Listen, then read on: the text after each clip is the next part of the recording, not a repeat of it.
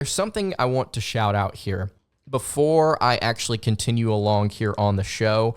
They're not sponsored. I just thought this was really awesome, and I wanted to mention it real quick. So there's an artist on Twitter who I believe is Hannah Clayton, at H Clayton Art, who has recently been promoting these different stickers and different prints and paintings that she has been doing that are Kentucky Wildcat centered. She does prints and paintings for Kentucky basketball players, Kentucky football players, and she's been doing these little Reed Shepherd stickers that she was promoting recently on Twitter. And I'm just going to show this here on YouTube. Actually, I ended up getting one today, and I'm not sure if I'm going to put this on my phone or on my computer, but I really, really like it. I think it's super cool. Again, at H Clayton Art on Twitter if you want to get one of these. Really appreciate her work. I think it's really cool, and I just wanted to shout it out. All right, so let's continue along here.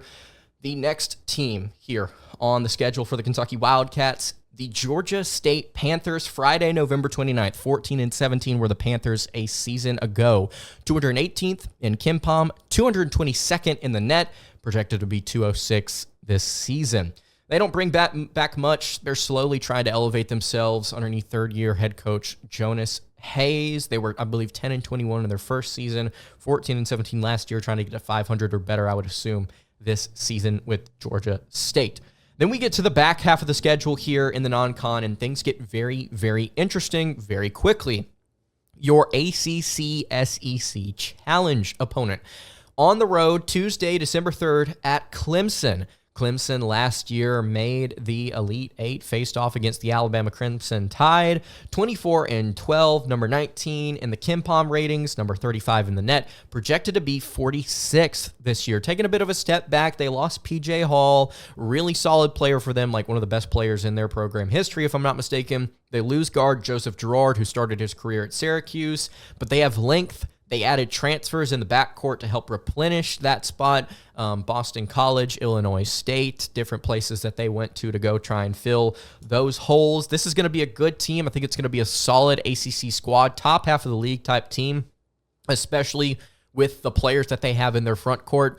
This, I think, is a very, very even matchup for Kentucky, especially with where they will be at this point. A team that has a lot of height, a team that has a lot of shooting, and is aggressive on both ends of the floor. You're going on the road in what should be a very hostile environment in South Carolina. This one, I think, is going to be fun. I may actually end up going to this game. Who knows? Saturday, December 7th. It's the big one on your schedule outside of Duke. You go on the road to Seattle for the battle in Seattle against the Gonzaga Bulldogs. Gonzaga last year, 27-8, 12th in the KenPom, 17th in the net, projected to be number 9 in the country, according to Torvik. They are number 5 nationally in returning minutes. They bring back essentially every single piece from last year's squad, including Graham Ike, the big-time center, transferred in from Wyoming and was really good for the Bulldogs last year. This is a team that gave Kentucky fits because the Wildcats just simply could not play defense a season ago.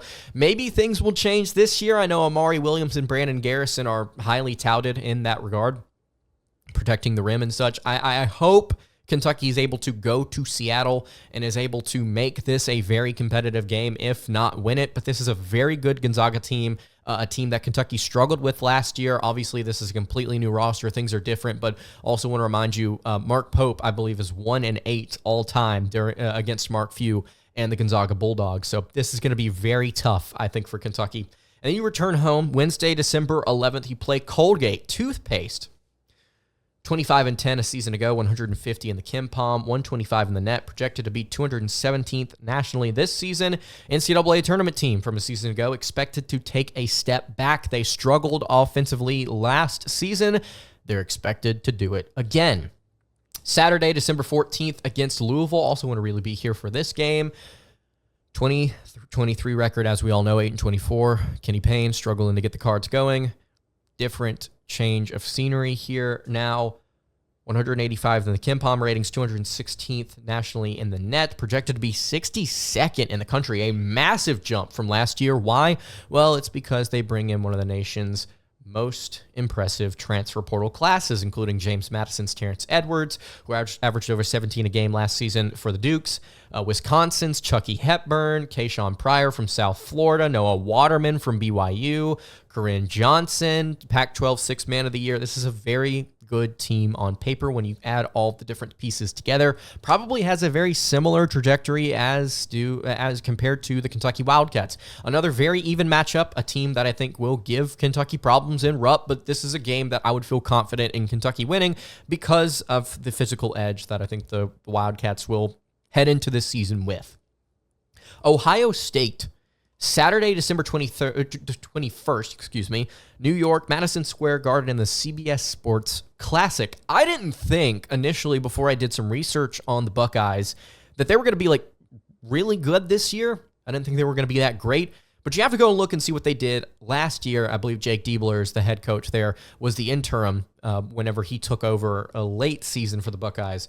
22-14 last year. They really came on strong towards the end of that season with Diebler at the helm. 49th in both the KenPom and net ratings last year, projected to be 33rd this year according to T-Rank. They look solid. They, again, won a lot of games towards the end of the season, added strong transfers in South Carolina's Michi Johnson, Aaron Bradshaw, Sean Stewart, Micah Parrish.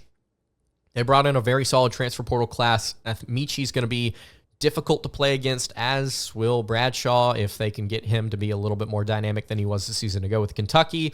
This is a good team. This is a borderline top 25 team, and they probably will be ranked if all goes well for them before they face off against the Wildcats. Hopefully Kentucky is too, knock on wood. And that's almost the end of your non-con slate, right? You've got all these different games here, some against some really high-profile, fast-paced teams. Ohio State here. Before you play Brown, Tuesday, December 31st. So you get a 10-day layoff there for Christmas before you play Brown from the Ivy League, 13-18 a season ago, 191 in KenPom, 177 in the net, projected to be 169 this year. Bring back some pieces, but the only thing I want to say about Brown is they absolutely blew the Ivy League title game against Yale. I mean, just gave up a putback, if I'm not mistaken, just a wide open putback. It's just it was embarrassing if you saw that highlight before March Madness a season ago. Yikes. I hope that my harsh words do not come back to bite me if Brown somehow manages to beat Kentucky. But this is not a great team. It's the Ivy League. What do you expect? All right. I want to look at this non-conference slate. Let's talk about wins and losses here. And let's look at the SEC slate as well and talk about what could be a floor, a reasonable floor for this year's Kentucky team. Before I get into that, I just want to remind you guys, if you have not subscribed to the YouTube channel or the podcast feed already, I would greatly appreciate it if you did so. If you have any questions that you want to ask the show, you can absolutely do that. And again, if you want to join the Locked On Kentucky Discord, at @LanceDahl_ on Twitter is where you can find the link to join. It's free, just a place for all people in Big Blue Nation to talk about Kentucky basketball, Kentucky football, baseball, anything going on with Kentucky athletics. It's the place to be. So again, at @LanceDahl_ on Twitter /X if you want to go find that link at the top of my profile. All right, wrapping up the Thursday edition of Locked On Kentucky. Let's talk here for a second about wins and losses for the Wildcats this season. So we did an episode recently on this when we were talking about a bold prediction that one of our listeners submitted about how Kentucky is going to play in the SEC slate and the non-conference slate, saying that Kentucky would win a specific amount of games during the SEC schedule, and they'd lose a specific amount of games during the non-con. And I came to the conclusion that you're really looking at this team as an above 500 team, obviously, if we're going to start to just set baseline expectations. You're looking at a team that's going to finish above 500. You're also looking at a team that's going to finish above 500 in the SEC, and you may say, well, of course, that's the expectation at Kentucky, but it may be a little bit more difficult than you think this season. Before we dive into the SEC stuff, let's just recap here this non-conference slate. Wright State, Bucknell, Duke, Lipscomb, Jackson State, Western Kentucky, Georgia State, Clemson, Gonzaga, Colgate, Louisville, Ohio State, and Brown. The most difficult games on that non-conference schedule, I think, are against Duke. I think it's against Clemson, Gonzaga, and Ohio State. You could add Louisville in there if you want, and I would feel much shakier about that game if it was on the road, but I think those are the 4 most difficult games.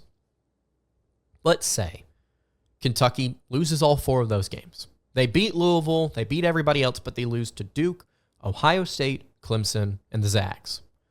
9-4, I think, is my baseline for this year's team. I have high expectations for Kentucky basketball. I expect them to go out there and win. They have brought in a transfer portal class, a transfer portal roster that fits what Mark Pope wants to do perfectly on both ends of the floor. They have players up and down this roster that can shoot. They have a couple of players in the front court and in the back court that can distribute. They have players that will run with tempo. They have players that will play aggressive on defense, that will rebound, that will block shots, that will protect the rim. They've got guys that do everything that Mark Pope wants to. I think because of how experienced they are, they're going to find success, especially early. Peaking early is going to be an important thing that Kentucky's going to try and stay away from, but I think the Wildcats will win early. My baseline for the non-con, 9-4. Anything worse than that, you have a problem. This is a good team on paper, and I think that any coach worth their salt would coach this team to 9-4 or better, unless things just went crazy wrong or Kentucky was just extremely unlucky, which again, don't expect that to happen. Also, they should be competitive. They should be more competitive than oopsie-daisy 8-5. Then you start to look at the SEC slate. So you're heading in 9-4. Again, I think this is an above 500 team in the SEC. And what I'm about to say may be a little unrealistic to some of you. I think this is fair. For Mark Pope, year 1, Kentucky, for him to step in and say, hey, we know the expectation is to compete for national championships, to win SEC championships. Okay, here is my baseline. Let's look at the wins and losses for home and away games. Going to go through the schedule first. Your home games in the SEC slate: Alabama, Arkansas, Auburn, Florida, LSU, South Carolina, Tennessee, Texas A&M, Vanderbilt. Your road games: at Alabama, Georgia, Ole Miss, Mississippi State, Missouri, Oklahoma, Tennessee, Texas, Vandy. I'm just going to go through wins and losses here. I'm going to give you an overall record, and then that's my baseline. Let's just say hypothetically, Kentucky at home loses to Alabama, Auburn, and Tennessee. But they beat Arkansas, they beat Florida, LSU, South Carolina, Texas A&M, and Vanderbilt. That's 1, 2, 3, 4, 5, 6 wins at home and 3 losses. 6-3 at home, plus a 5-4 record on the road. Or excuse me, a 4-5 record on the road. Alabama, Mississippi State, Oklahoma, Tennessee, and Texas. Alabama, Mississippi State, Oklahoma, Tennessee, Texas. I think those are Kentucky's most difficult 5 games on the road. Let's say they lose all of them. Okay? Let's say they lose all of them. But they beat Georgia, Ole Miss, Missouri, and Vanderbilt on the road. At that point, you are looking at 6-3 on the road, or at home. You're looking at 4-5 on the road, on the road. 10-8 overall in the SEC. That's baseline. That is the worst I want to see from Kentucky. I would expect, honestly, 11-7 or better. I think 11-7 in the SEC or better is what I would be happy with.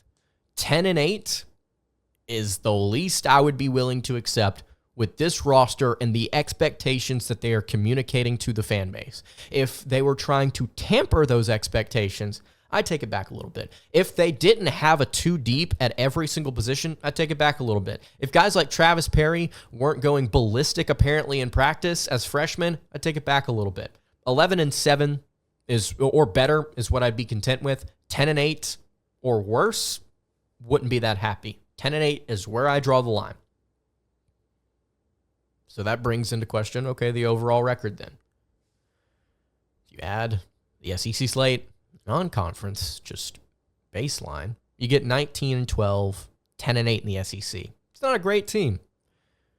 It's above 500. It's not a great team. Here's what I'm willing to say to end this show. If Kentucky basketball does not reach 20 wins in Mark Pope's first season, I will consider it a failure. That is where I lie right now. And I don't think that's not bold when you have your head coach saying, we expect to compete for championships. We know the expectations, and we're going to feed into those. For me to say, hey, you need to be a barely above 500 team in conference play, and you need to win the games you should win in your non-con, that's not unrealistic. 20-11 is where I draw the line. 11-7 in the SEC. That's where I draw the line. Anything better than that, awesome. We're seeing progress. Hopefully recruiting starts to really pick up here soon. Anything worse than that, we got issues. We got big issues. Let me know what you think in the comments below about Kentucky basketball's schedule, their win-losses, your expectations, your baseline expectations for the Wildcats this upcoming season.